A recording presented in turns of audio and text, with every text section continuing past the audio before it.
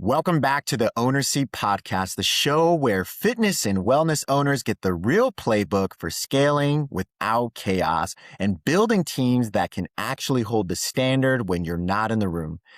Today's episode is for you, is for every owner who said, my managers bring updates, just not the solutions. Or I have a great team, but there's something that's just missing. There's something that is preventing them from moving even faster or more effectively.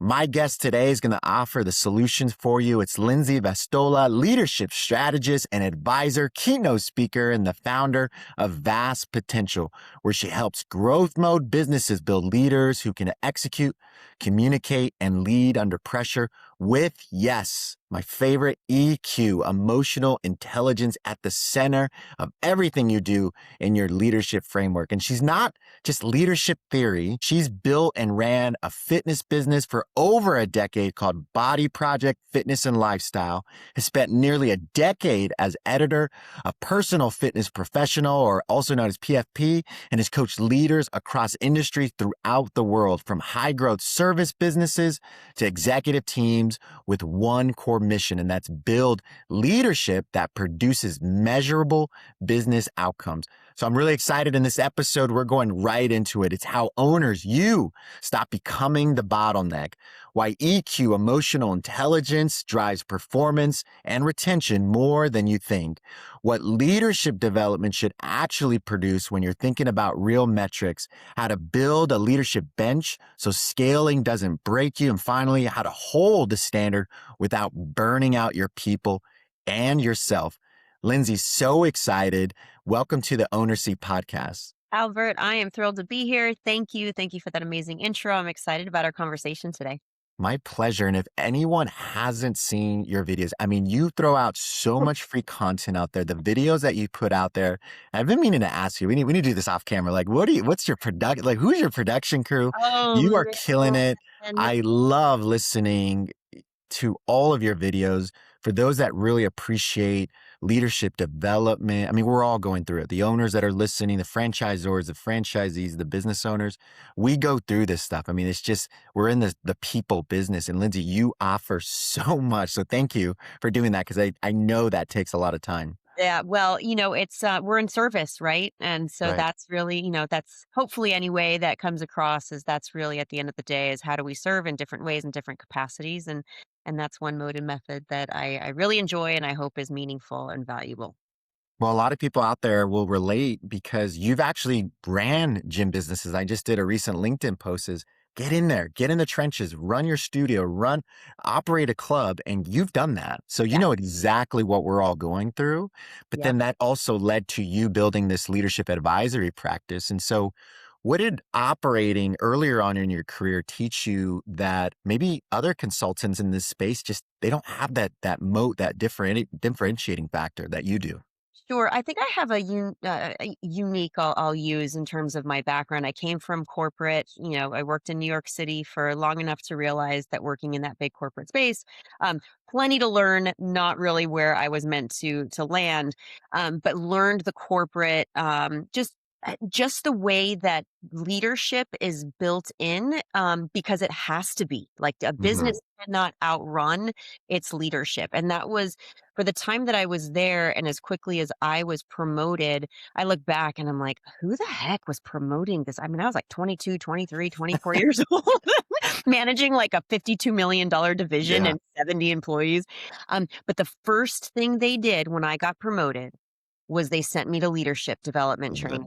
Like literally, it was just sort of like, yep, that's what we do. And before officially like transitioning into the role, and I learned so much in that. So then when I moved into my, and I started my own business, which yes, I started a door-to-door personal training, very quickly grew that to, at the time it was boot camps, very quickly then shifted that into one of the early models of that small group, high priced, high value, semi-private training model. And that was It's everywhere.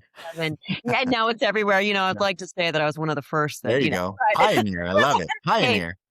But it really just came from, and we can intersect this with EQ and building the teams. But when I was building a business from the ground up, a service-based business where all of the things are required, not just like the fitness piece of it just happens to be the product that we're delivering and charging for, but all the nuances around how you attract clients, how you keep clients, how you convert them, how you get them to refer is exactly the same mindset, Mhm. methodology, skill set as it is to attract the best people onto your team, convert them, make them into your rock stars, get them to buy into that vision, retain them so that Right. they can build the business better and faster than you can on your own. And I don't want to say it was second nature. I certainly learned it a different way when I was rolling up my sleeve doing it on my own as a business, Yeah. And what but was I that? had the leverage. Yeah, I was curious about that because you're in the mix as we are, all of us are each and every day, right? For those that are running clubs or running studios or you own it as the founder, and maybe you are actually also still involved, but you're for the founders out there listening. But Lindsay, what was that inflection point when you're like, okay, we're saying results, results, results, but this is actually a leadership problem. Like, this is why we're not hitting our metrics. It starts with leadership inside the business. What was that like? Okay, this is, or was it over time? You saw it so many times. You're Over like, time, but I can tell you a very specific yeah, example. yeah. Actually, a great pressure test for founders and business owners.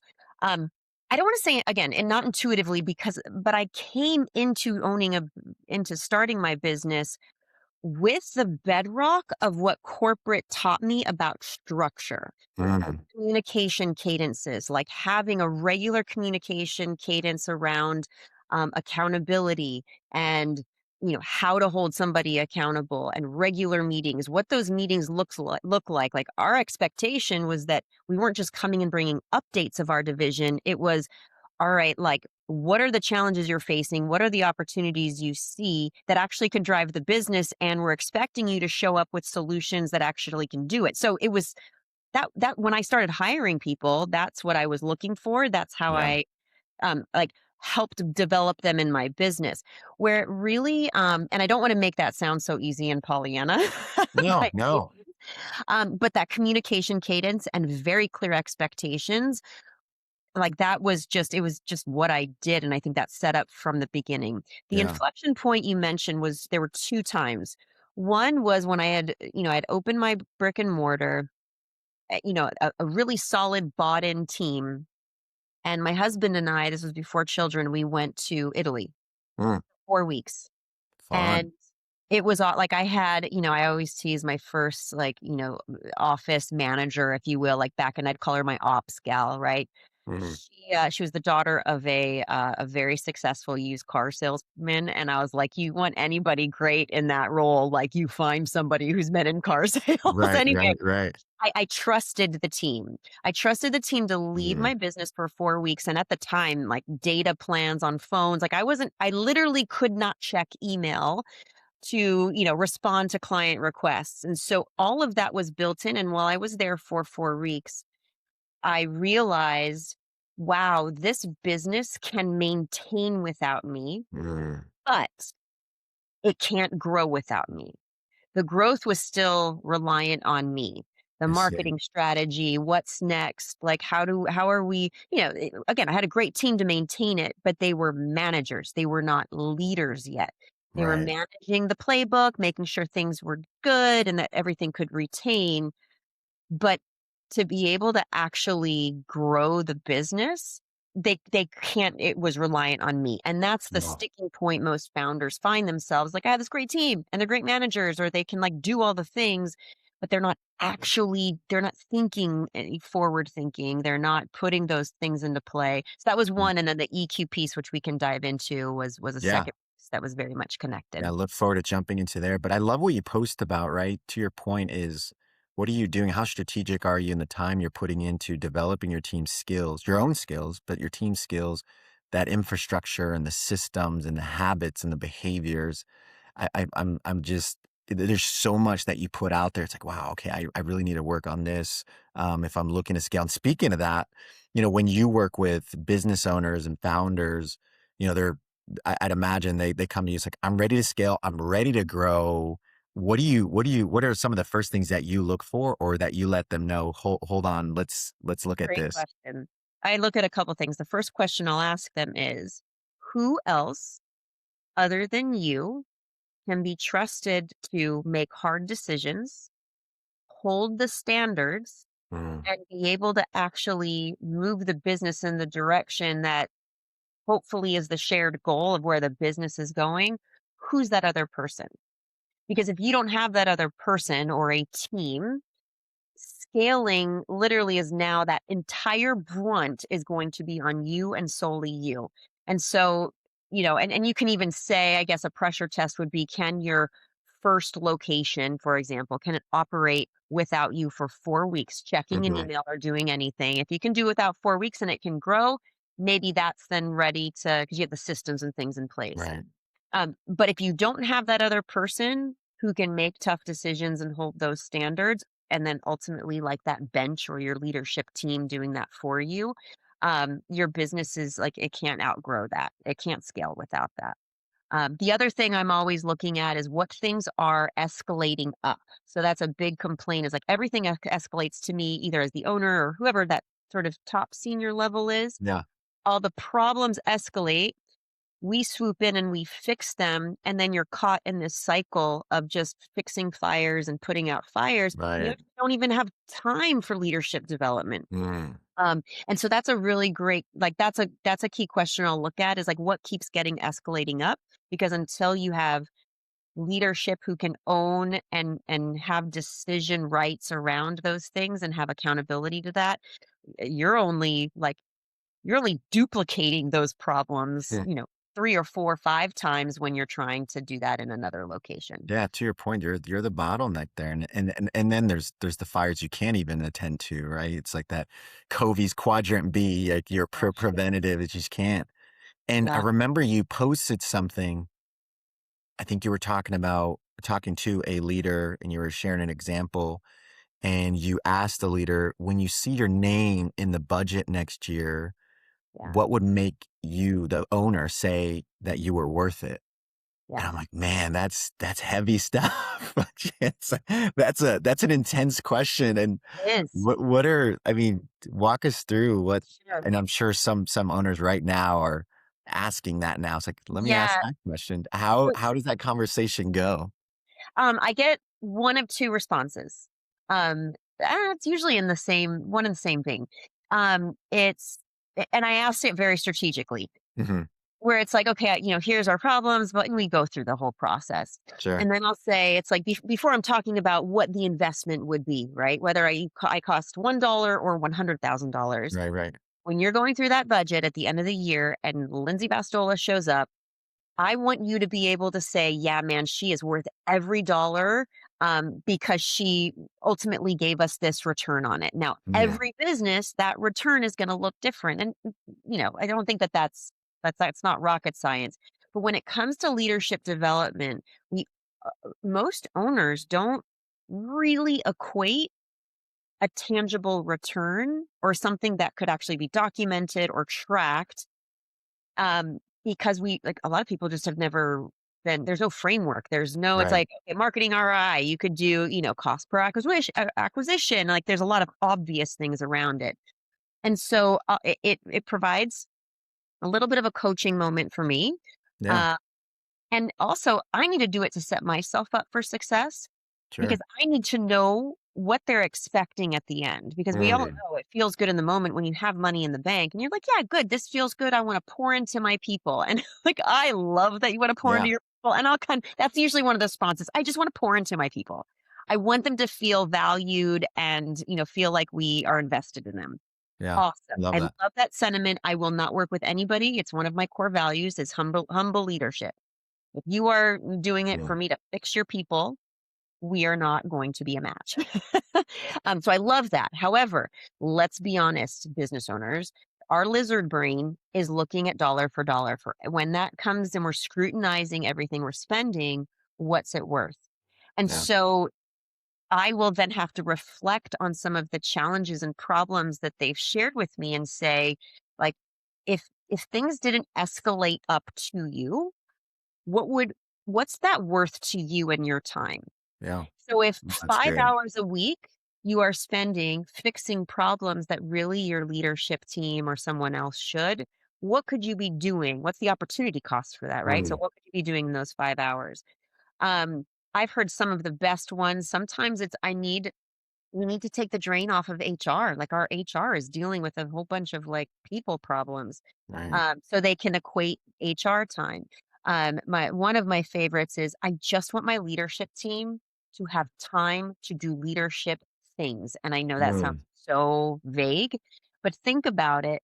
Most of your leadership team are great, like they're managers, they're managing, a division or a part of your business, but they got into that role because they're great in that role and they're just going to keep doing the day to day and like literally managing the day to day. You want your leadership team to be able to put their, like I say, they have two hats, put their leadership hat on and say, now I'm actually looking through the eyes of the business. mm, Where are there opportunities to move the business forward? How could I optimize my division in order to contribute more effectively to the bigger goals of the business? Most owners don't take time to do that, right. So right? let's So it talk about that because is what I love about what you put out there is you're actually giving here's what you should be getting as far as an outcome if you are doing true leadership development. And I'd love to know maybe some of the things that you measure because you're obviously offering great value. Here are the deliverables. Here's what you're going to see. sure. And I bet too, as you lift up the hood or start to do discovery, many owners are trying, or many companies, franchisors, franchise systems are doing leadership training, but it's not going anywhere. For some reason, it's not leading to, it's not clicking. It's not leading to better team member engagement scores or results. So what are the outcomes that you're measuring that as you leave, you're saying these are the things that you're going to continue to measure? Absolutely. The time piece, so meeting time, Hmm. uh, I'll actually have them measure what solutions or like actual decisions were made in meetings versus updates. That's a big thing that managers or kind of inexperienced or untrained new leaders, they're just trained to bring updates. Like, here's where our revenue is, here's where sales, our front desk associates, we need to hire someone here. It's like, great, thanks for the update. You could have done that on Slack or in an Yeah. email. It's a waste of everybody's like we're literally I always think of a leadership team as like the true definition of a mastermind. We Mm, are bringing the multiple minds of our team and we're bringing them together to create this like elevated singular mind to elevate the business forward. Well, if we're just giving updates, there's literally zero value to that. And yeah. so it's literally like giving them now our meetings. There was this decision on a specific initiative. So typically, when I'm working with leaders, it's assigned or like attached to some very specific initiative because it's the easiest way to measure actual development in real time. So does that make sense? So the That's huge. meetings, Yeah. making sure that those are of value, that they're getting decisions out of the meetings and not just updates. Um, Escalation in terms Mm, of a great example is it's a wellness clinic in northern Michigan. They have 5 locations, and so the way that their organization is, it's sort of like think of it, it's a multi-location gym type, right? yeah. Or franchise to some degree, but they operate under one corporate. So there's a practice manager, right, or your overall operator, and then they have their divisional leaders. Well, everything just kept getting escalated up to that practice manager, and it was just overwhelming her. She was burnout, and what it took away was just decision rights from Mm, where it needed to go. yeah. And so, we actually we put in a decision matrix around what could actually Love that. escalate up, Yeah.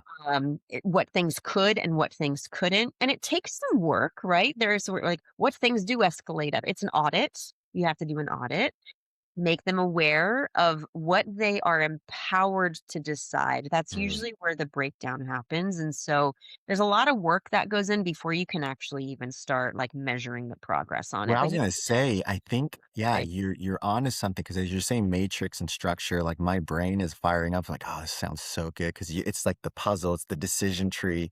I Yeah, love stuff like that, and I do think a lot of people like that. Like, believe it or not, people want structure so they know what they can go do with scenario A, B, or C because we're Yes. all going to face it at our whatever our different roles are. Yeah. And it's when and I've done this by the way. I've said this when I'm like, I love organized chaos. Yeah, but your team doesn't, and it Oh just my truly gosh. just it just causes chaos. It's actually not organized. Like it's a Yeah. mess, Albert. So Albert, I you've heard this from owners. I thrive in chaos. yeah, yeah, Uh, totally. This is the worst, and this is I don't know if you're listening, this is me raising my hand, completely admitting to thinking that we thrive in chaos. Yeah. Here's what happens though is chaos, some most owners and founders will find chaos when it doesn't need to exist. Mm, And then it matriculates down into their yeah. teams, and we never know what priorities are priorities. We keep moving the goalposts. And all Mm. this I know sounds very cliche, but exactly to your point, So we don't have leadership teams now that I can actually push back. Most great leaders, when they say, like, I actually want my leadership team to push against me. I want them to question me, like from a place of, but I thought this was our priority, and now you're saying this is our priority. But most are just yes men, and they're going to mm, just go and do the thing, but they're going to be confused over here. Meanwhile, you're circling in your own chaos.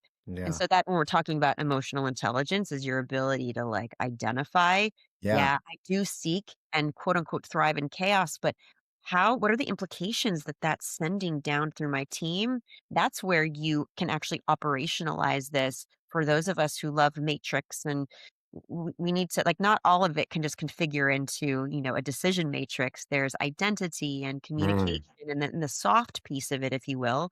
um, but but it helps give structure, and humans love structure. yeah. They want to know exactly what's expected of them, but most of us don't, usually in the name of, I don't want to micromanage them. I don't want to, I don't want to overstep. I don't want to, even as owners, a lot of times they'll say that.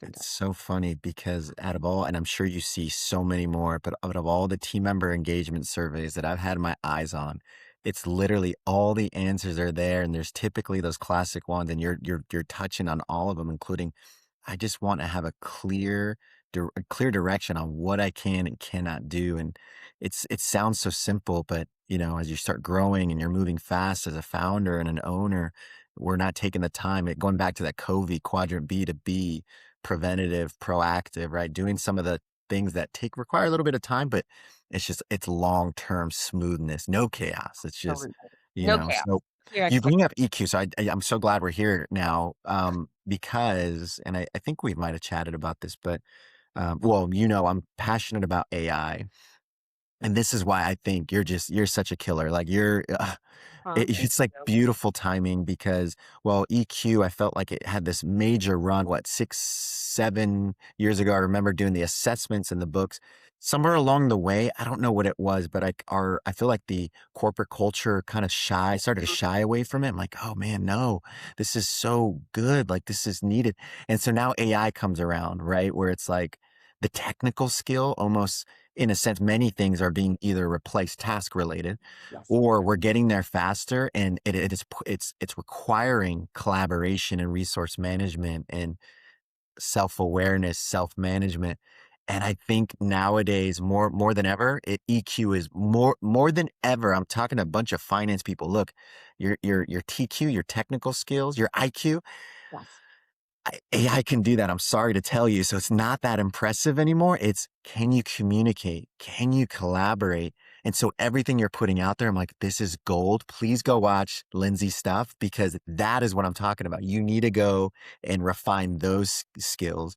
So can you walk us through what is emotional intelligence? What is EQ? Maybe from both the science side of it, but also like, how can we think of it from an operator lens? Like, what does that look like in a club, a wellness clinic, studio? Absolutely. If you don't mind, I'll give context of my aha Yes. moment of how this happened. So, Yes. um, it was, I remember it was 2012 because I was pregnant with my son. And I was, yeah, 2011, 2012. And I do a lot of corporate speaking. I lived in New Jersey at the Yeah. time. So I was in New York, Philadelphia. Master on the stage. Yeah. And I would go in and I would go into these like big banks, and I can't remember the bank. offhand, but it's one of the big German banks. Hmm. And I would go in and I say this like you'll understand the context of why it's, So I had done some other presentations for them before. And pretty straightforward. Go in, downtown New York, and you go into these big things with your heels and your suits, and you sit in front of a bunch of suits and everything. You talk the talk. And they called me one day, literally on a phone, because there was no other way then. And they said, Lindsay, would you come and do a presentation about emotional intelligence? Mm. And I literally said inside my inside voice, I said, emotional what? But of course, me being, I don't know, call me cocky, call me confident. I don't know. I'm like, yeah, sure, Love absolutely. it. I Opportunity. this present I Good and for you. and I was like a college kid cramming for a test. The only problem was in 2011, 2012, nobody was talking. There was one book, Mm. was Daniel Goleman, who's like Yeah, the that's right. father Yeah, of Q. And, it's a good you book, know, by the way. yeah, it's a classic, right? That's Yeah, really where it started. right.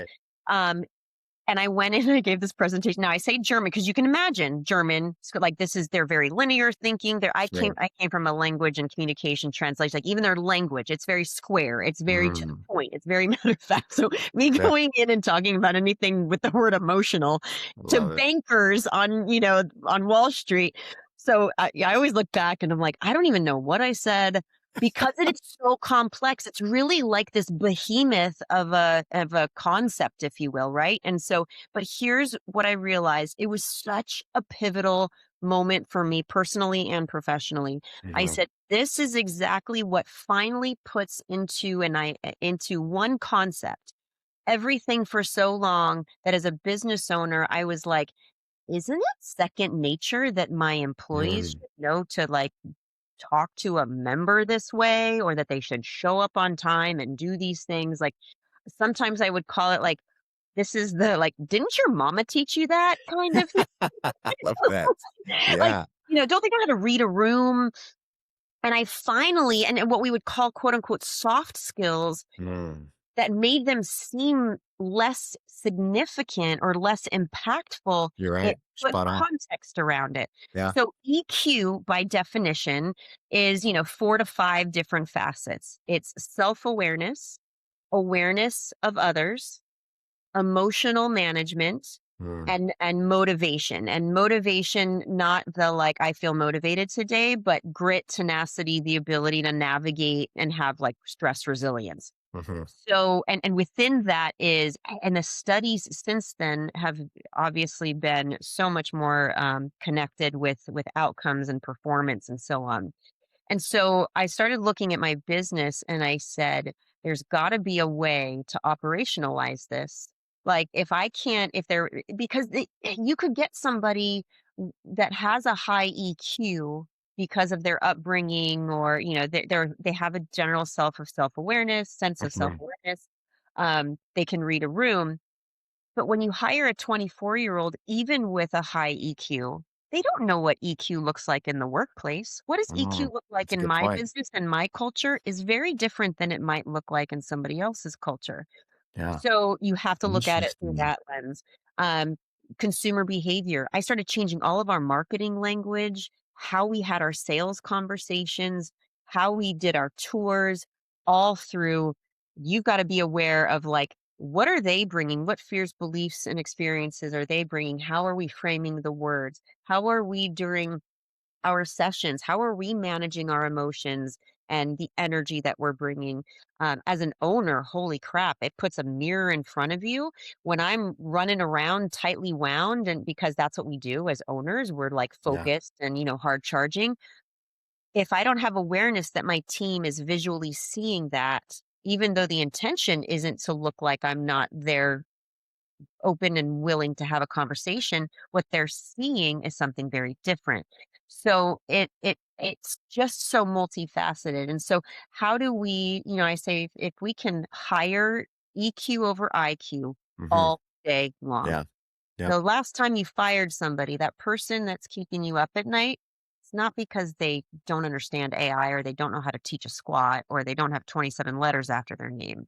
It's because you know, right? They can't have conversations. They aren't Can't coachable. they're impulsive, they They're go impulsive. haywire. Yeah, they're emotionally volatile. Mm, Like those are the things that impact performance. EQ impacts performance 68%. Like it impacts 68% of performance. And I argue that in a service-based business, it's probably closer to 75 or 80%. yeah, All the other stuff can be taught. And so when we start bringing in something like AI, mm, EQ, it's always been important. It's just gonna look a lot different in the yeah, values. We're gonna have to communicate in an exceptionally different layer and level. Collaboration is gonna look different. yeah. Ego, all those things, it's stress and resilience. It's just gonna look differently that we have to navigate. I know that was a lot, but I can No, also it's be very so good. You got me now, like, reflecting, and that happens to be one of my higher scores, the one that I continue to try to wanna refine, and for those that haven't taken this assessment, reach out to Lindsay and definitely walk through that, but the, self-management one, right? It's like I'm this I like to or I'm known as the stallion, like, go, go, go, but sometimes you don't go, go, go, right? And that's what gets me in a little bit of trouble sometimes. The one that I'm excited about that I really think there's gonna be a lot of press on, at least that's what I look for, nowadays from when in the casting process or recruiting process, is that social awareness. Your ability to it's going back to that resource management and being able to communicate with others and being able to collaborate, to your point. I think it's gonna completely look different. I think there's gonna be less of these silo verticals within the professional org structure, and there's gonna be more of this horizontal blend, which I think it's interesting because I think the newer generations are actually not looking for vertical progression. At least that's while career pathing is still yeah, important, I'm seeing a lot of horizontal, and I'm wondering, is it because maybe some of them came up during, the '08 crash, and it's like, man, if or maybe it's the tech, like AI is going to take this over. I better know, skill 3, 4, 5, 6, and I can't just be pigeonholed over here because I know what that happens. I saw my buddy get laid off from that position or what have you. So it's really interesting to see what's going on here. The org structure is yes. completely changing, and EQ is just so dang important. But have we been, and I think about my kiddos with this, am I training them? Am I parenting? Am I Exactly. coaching them to be more technically advanced? Right? I'm the parent. I'll be honest. Sometimes it's a little easier to like, this is a beautiful iPad. Well, I'll give you a great example. My daughter's 9 and she's doing I don't in 3rd grade. I don't know if anybody's listening with a 3rd grader. I think wax museum is like what all 3rd graders do now, and you have to Yeah. pick a fun fact, she's doing Dolly Parton, so it's really quite Oh, fun it's so cute. to, like, do a speech and everything on it. So Yeah. one of the things that is part of this project is, and I promise I'm tying this, That's um, good. is, uh, they wrote their speech, which of course has been handwritten till now, and now they have to bring it home and they have to type it out and they have to send the typed out document, email it to their teacher. Mhm. So she comes home and I'm like, "Great, I'll set up my laptop," and I'm thinking, because this is how we were raised, like, we're gonna learn to type on a typewriter on a Yeah. keypad because Yeah. that's an important skill, is being able to there's gonna be a lot of typing in your life, and so you better learn to type and to Right. email. So I said, "Mom, I don't wanna type it out. I don't like, what if I just set it into my iPad and then it would show up in my notes?" My gut reaction, and this is where This is a 3rd grader. differences 3rd grader. This is where generational differences are conflicting in the workplace as we Yeah. speak, are little nuances like this. Mm. I very easily could have been like, "That is a shortcut. The whole point is that you learn the skill of typing." I mean, I'm not by any means projecting or projecting any sort of future tech trends by any means. I'm not the person to do that. But you're telling me we're gonna need typewriters, we're gonna need keyboards in 10 Yeah. years? But what I saw her critical thinking. How else Mm. I know the end How goal. can I The end solve goal it? is yes, that is EQ. EQ is critical thinking. What's the end goal? The end goal is to have a typewritten format of this speech that I handwritten. And so through her little brain, she's thinking, I can do it the typewritten way, or, ooh, Right. I have this way that I can say it into it.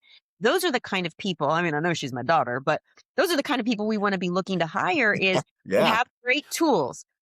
Let's get clear about what the end goal is. How we get to the end goal, don't we want people thinking critically and creatively and actually encouraging them to do that and not that's what we do as owners is we think, well, my way. Like my way would have been typing it out on the computer, but that's if we're talking about, having businesses with that encourage innovation and creativity, I'd be throttling that, and that's such a great Mm. example, microcosm of what happens in a lot of businesses where there's no self-awareness from the owners or leadership standpoint that you might actually be, like, putting a cap or a ceiling on your people's creativity because it has to be done the way you've always done it, and you've not Sure. given them the space to use the tools that they have. Yeah, such a great example. And I'm with your daughter. I like it because I do think, yeah, one day it's We gonna be save like, "Mom, time. these fingers? Are you telling me I'm gonna use these fingers?" It's gonna be all voice. Yeah, and It's we get so railed but these on kids about know it already because 'cause they're yeah. doing it. Yeah, The and kids that's know that another they're doing it. this is another piece of EQ is it is the emotional piece. It's not Mm, being emotional in the way that we attach our values, our emotions, like this is good, bad, right, or wrong. That's where like expectation management, it's like if I'm like why am I gonna get upset when the 24-year-old comes in and isn't a star performer on, day 7 when I've mhm, not given them clear right, expectations? I can't be angry. I can be angry, but that's a lot of wasted energy. So mhm, it's a lot of self-work. That's why I love EQ because it bridges this beautiful gap of like personal development, professional development, but you can tie it to performance and meaning and identity so much deeper and that's where in a culture that's what you want to create, I yeah. believe anyway. A And what culture. is it? I mean, I'm sure you've seen it, right? I've seen it as well. Shoot, I've been there where you're doing a role where you're just crushing it, subject matter expert. And in a lot of cases, the organization says, yep, this is the person we're going to promote because they know how to do this and do it well. Look at their results. And you realize, uh-oh, we might have put someone into a leadership role that wasn't necessarily yet Yeah. developed to be a leader. And how does that impact performance when they just lack the because you're not only it's the A type now dealing with the A, B, and C types, right? And that's I think of Marcus Buckingham. You're probably familiar, right? One of my favorite books is First Break All the Rules. Oh yeah. Oh, it's one of my favorite books, and I don't think he references EQ. I think it was a little too early, but he is referencing the ability to be versatile, right?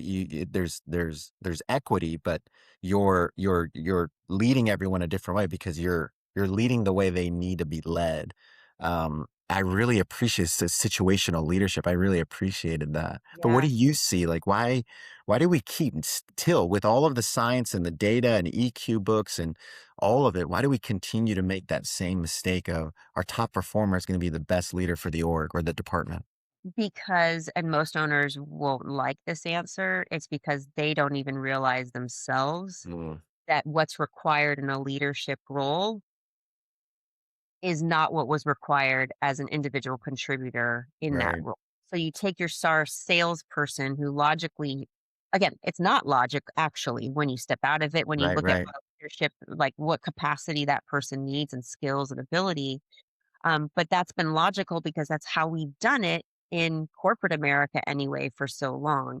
And we haven't done it. That's why for all the challenges I faced in that first corporate experience, what I'm so grateful for that was an anomaly, I think, was Mm, like, we are not promoting you officially until you go through leadership training. It was a pattern interrupt. Here's what happens. Star mm, salesperson Friday gets promoted. Monday, you are sales manager. You are now the lead of all the sales team on Monday.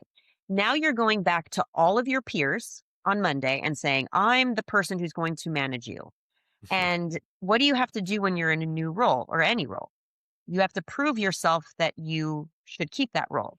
right. Well, if that leader isn't given a new, literally a like new KPI, new like skills that they need to be in order to be A plus in that role, if those aren't clearly defined, they're always going to default back to what got them there in the first place because it's safe, it's comfortable, it's where they can prove their worth, Hmm. not in can I communicate and develop and identify where in my team needs me to actually teach them how to be the star salesperson that I was. Now that's where my time has to be spent. Ooh, that's new. I've not done that before. Those are all new skills. I have to communicate differently and now I have to hold them accountable and it's a whole new skill. And some people just aren't cut out for that. And I Yeah, think that owners need so to true. recognize that and have those honest conversations. Again, EQ, self-awareness. I need to have an awareness that, I don't think I like managing and leading people.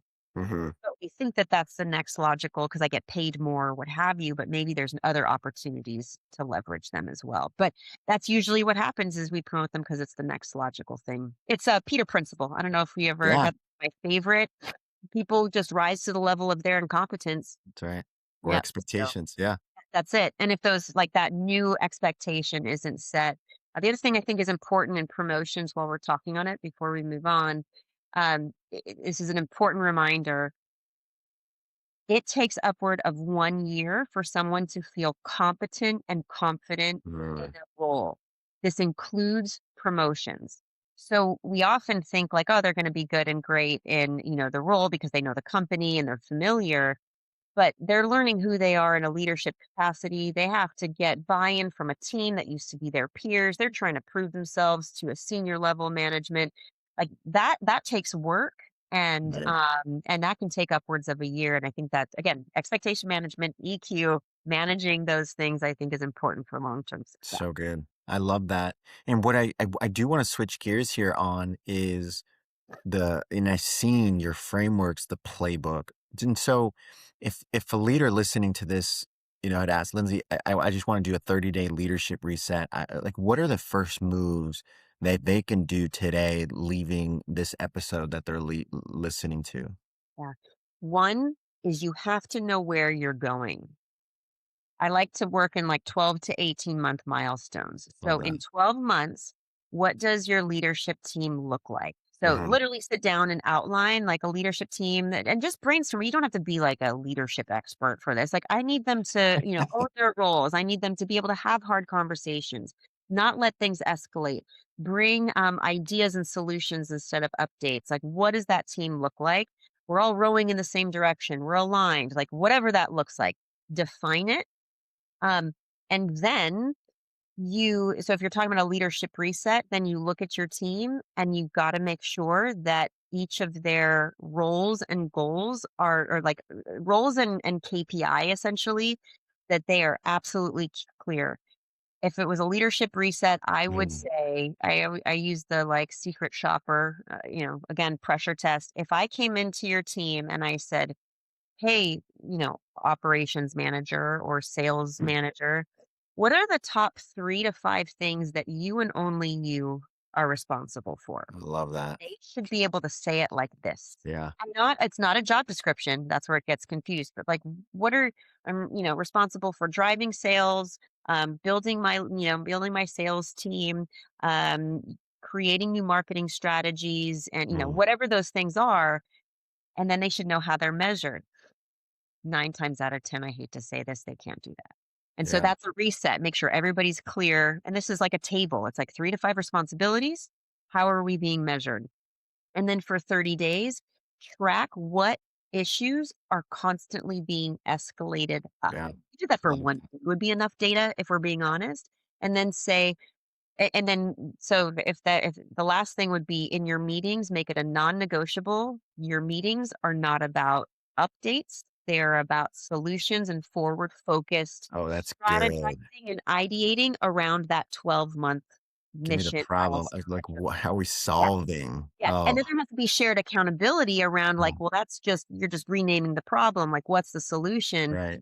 You have to create that new culture of communication around solution forward focused. Otherwise, you're still operating as a bunch of managers in the mix of the day to day and not the Yeah. future forward focused. One of my favorite authors is Lencioni, Oh, yes. the five Right. dysfunctions of a team, Dysfunction. right? Yeah. And I've been getting scared lately from some of the conversations that I'm having.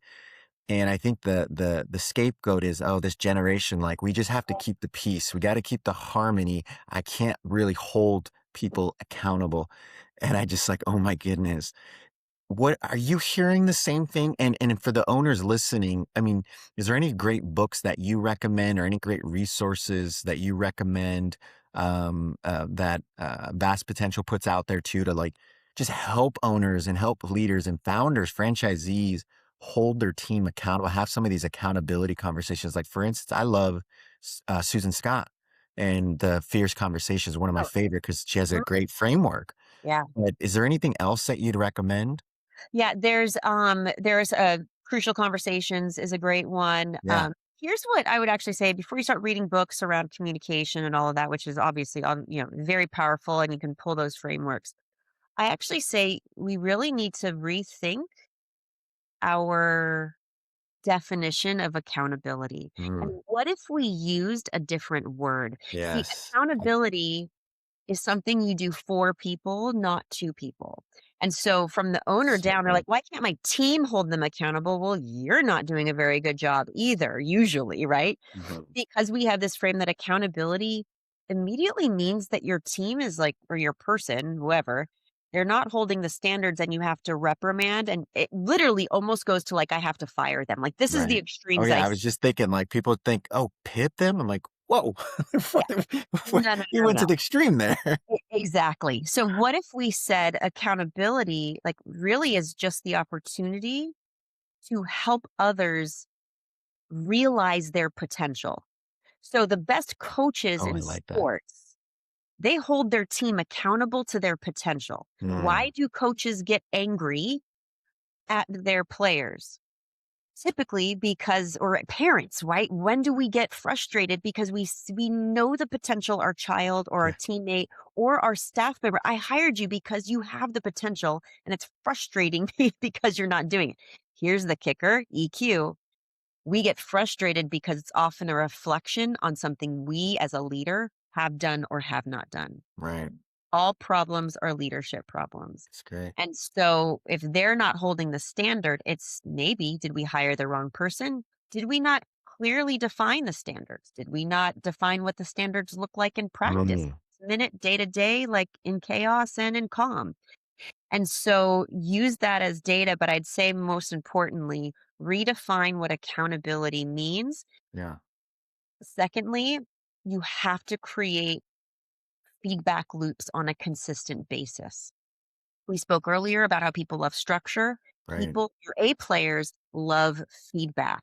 But if you wait until they do something wrong, now Mm, it feels that's why it's hard to hold them quote unquote accountable because you have to have this big, heavy conversation right. instead of like, hey, we do a 10-minute, stand up, maybe every week. Hey, here's what we're hitting the mark. This is where I think you're doing really well. Where are you struggling? What's something that you maybe don't know where you're prioritizing? Those regular coins of trust that you're putting in the bank make it so much easier when they are slipping to the standards and you can say, hey, I'm noticing that you're having some struggle here. But we think accountability is this big, we have to go to firing them and doing pips and having these hard conversations. Right. Do accountability for your A players, not for your C players, if that makes sense, right? If Yeah, you're framing, I want to keep my A players accountable because they actually want it and crave the feedback, and you create your systems around that instead of thinking you have to do it for your C players, that's a big reframe too. Most people that hate is the C yeah, that player, is. is not the A player. They know Yeah, their A players are exactly. going to be receptive to it. But you're shortchanging them because you're not having this regular, like, they want you That's to tell yeah, them they crave it the stuff. most. Yes. I just posted the other day, it's like, I had a leader tell me, one of her, managers told her something that she's like, "Why didn't somebody just tell me? Why didn't somebody tell me that I wasn't It's performing here?" classic. That's an Yeah. A player. The C player would be like, "What do you mean? Like, that nobody told me that I ever had to do that." Right? Like, tell me how you want to, like, let's create our systems and our feedback and all. Let's create it to speak and keep accountable to hold the potential of the A players and Yeah. not the C players. I hope that's not me. You think I'm scapegoating that question, No. think we have to rethink what accountability actually is, why it's important. Camille McCollum from Body Bar, I Yeah. always remember this. Yeah, one of my Camille and Matt. yeah, I was on a we were on a panel together, and she said one of the first things we tell all of our new hires, our franchisees, is we are a culture of feedback. So if you don't like feedback, if you can't take feedback, we do it from a place of like, actually, I'm putting words in her mouth now, like love and development and like Gross. because Yeah. we want to see you grow and see your potential. So be ready for it. And we expect you to give it back to us. When you set that expectation from the very beginning, we are a culture of feedback. Here's the expectation. Mhm. Man, you don't have to have those hard conversations as often or they don't feel as overwhelming. So It's state okay. it. Like that's a big way to circumvent the big hard conversations, Yeah. you know. Well, I want to respect your time, but I got one more question for you. This is going to be an interesting year. The chatter that I'm getting from my lens is that this is the year of retention. The experience needs to be better than ever before. And it's a year that the 3-year private equity cycle comes in. So you better get your Mm. unit economics right. So as you think about those two performance metrics from a margin to making sure that your attrition is solid, right? How does this all play in from a leadership and EQ and all of this? Like, what would be your advice to those listening today that they just need to go do X in order to impact those results? Every effort and intention you make to retain a member, do that 10 times harder. Double down on that to retain your A players. Excellent. If you start treating your retaining your team like you treat retaining your members, it's only gonna come back multifold. Yeah. And that's where we tend to forget that, it's a lot more expensive to replace a team member than it is to replace a member or, a client. And intentionally put as much effort into that. If somebody Right. needs to be in charge of employee retention and getting creative about, how do we make them feel valued? How do we surprise and delight them? How do we show them our appreciation just like we do with our clients? Literally, just like we do with our clients. Um, Through that lens, you're gonna your retention will be a no-brainer. You'll So good. be creating a culture no one wants to leave. I love it. Lindsay, this has been amazing. I think Thank this you, is so Albert. timely, as I mentioned, with the tech. It's still being in Q1. We have a long way to go this year. We have high expectations out there for growth, for scaling, to growing our footprint, our portfolios, and it's going to require having, to your point, the best people. And, Absolutely. and and leadership's hard. I always say this: it's not for everyone. Leadership is so hard. So everyone listening, though, has signed up for it, right? Whether you're just passionate about the brand you're investing in or the business you just started, well, you also signed up to be a leader, and this is where it's at. I'm telling you, it's only going to be pressing more prevalent. It's going to be the differentiating factor more than you've ever read about before. EQ and what you're talking about, Lindsay, is amazing. So how can people learn more about you and learn more about Vast Potential? Yeah, well, they can, LinkedIn is a great place to connect with me. So direct message there or just, engaging. My email's easy too. I'm very responsive, Lindsay at lindsayvastola.com. And Amazing. yeah, my website's lindsayvastola.com. And then also vastpotential.com. Awesome. And we'll make sure to put that in the show notes. And in addition to all of that, for those of you that are listening and watching, for any fitness and wellness operators or franchisors, multi-unit owners, if you're looking for that CFO finance level clarity as well, clean cash flow visibility, unit economics, decision grade reporting and KPIs, right? We're going to make sure we need from the team member experience as well. Those are all really important. Make sure to connect with me at strategointel.com or like Lindsay on LinkedIn. We love everyone on there. It's good. Yes. This has been another episode of the Owner Seat Podcast. I'm your host, Albert Ramos. And as I always say, every episode comes out every Monday and Friday at 8 a.m. Central. We really appreciate y'all. Lindsay, thank you so much for your time. Albert, thank you. And thank everybody for the gift of your time. I appreciate Yes. it very much. Thanks, y'all.